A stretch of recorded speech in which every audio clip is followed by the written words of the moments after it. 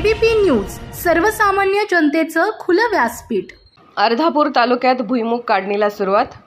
अर्धापूर तालुक्यात भुईमुग काढणीला सुरुवात झाली आहे। तापमानात वाढ झाली असून 42 अंशावर तापमान गेले आहे। मजूर सकाळपासून भुईमुग काढणीला सुरुवात करत आहेत।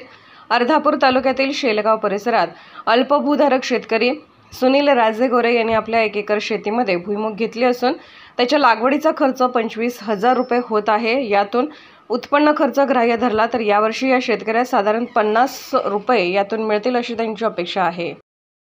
सुनील लक्ष्मणराव राजेगोरे आहे, राहणार शेलगाव, तालुका अर्धापूर। इथे माझी 2 एकर शेती आहे। दरवर्षी आम्ही याच्यामध्ये 1 एकर भुईमुग घेत असतो। अंदाजे याचा खर्च 25,000 आसपास आहे आणि खर्च 25 आणि उत्पन्न सरासरी 50,000 रुपये असते। आता गेल्या वर्षीच्या तुलनेत यावर्षी 1,000 रुपये भाव कमी आहे ना, तरी परवडत जरी नसलं तरी जनावरांच्या चाऱ्यासाठी पेरावं लागते साहेब।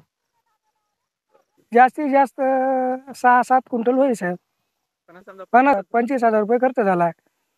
तर गेल्या वर्षी एका एकरामध्ये आम्हाला 60,000 झालं होतं, पण यावर्षी लागवड कमी असल्यामुळे उत्पन्न कमी येईल। पाण्याचं नियोजन कसं? पाण्याचं 4-5 पाणी देणं लागतं साहेब। यावेळेस घुंगरू